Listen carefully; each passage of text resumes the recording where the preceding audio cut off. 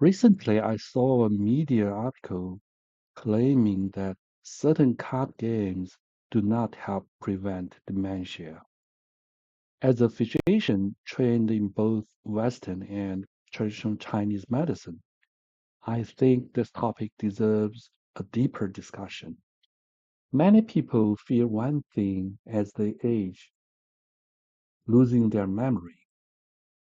Recently, a Korean media article suggested that certain card games may not actually help prevent dementia. Their argument was simple. If a game becomes mechanical, it stops stimulating the brain.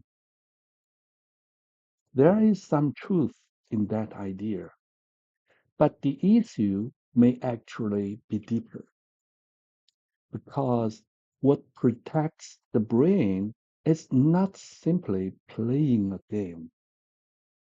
What really matters is something we call cognitive output. Modern neuroscience uses a concept called cognitive reserve. Cognitive reserve refers to the brain's ability to maintain function despite aging or neurological damage. Research shows that people with higher cognitive reserve tend to develop dementia later, even if brain pathology exists. Activities associated with higher cognitive reserve include learning, social interaction, mentally challenging tasks, creative activities. But there is an important detail. Not all mental activities stimulate the brain equally. Many activities involve passive input.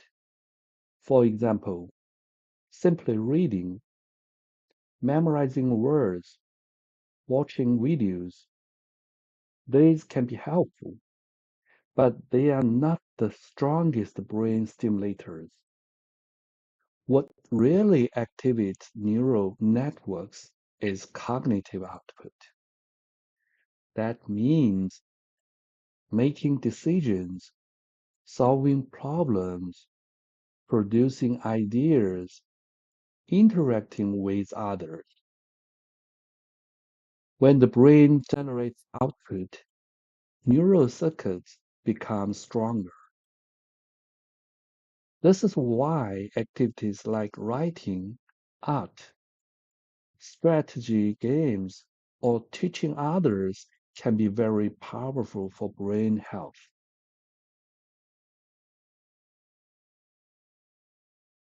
This is where certain traditional games become interesting.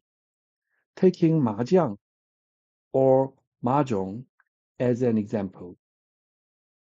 Mahjong involves multiple cognitive domains at the same time: memory, probability estimation, strategy, hand coordination, social interaction. The player must constantly evaluate changing situations and make decisions.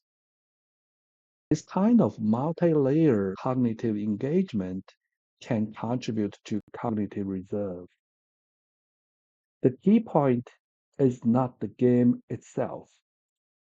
The key point is how actively the brain is engaged. Traditional Chinese medicine approaches brain health from a different but surprisingly compatible perspective. Instead of focusing on one organ, TCM emphasizes the balance of the five organ systems. Each organ system contributes to cognitive function in different ways. Kidney system supports vitality and aging processes. Spleen system supports metabolic energy and nourishment of the brain. Lung system regulates rhythm, breathing, and oxygenation. Liver system supports mental flexibility and emotional regulation. Heart system governs circulation, consciousness, memory, and mental clarity. From a systemic medicine perspective, cognitive reserve reflects the overall balance and resilience of these organ systems. When the body's regulatory systems remain balanced, the brain maintains stronger functional reserve. So the real question is not which single activity prevents dementia. The real question is the brain actively producing cognitive output? Activities that involve thinking, deciding, creating, interacting help maintain neural resilience. In both neuroscience and traditional Chinese medicine, the principle is surprisingly similar. A brain that continues to engage with the world is a brain that ages more slowly. So, whether it is learning, writing, strategy games, conversation, or creative work, the goal is not simply mental activity. The goal is active engagement of the mind. And that might be one of the most important ways to protect the brain as we age. Thank you for your thoughtful attention.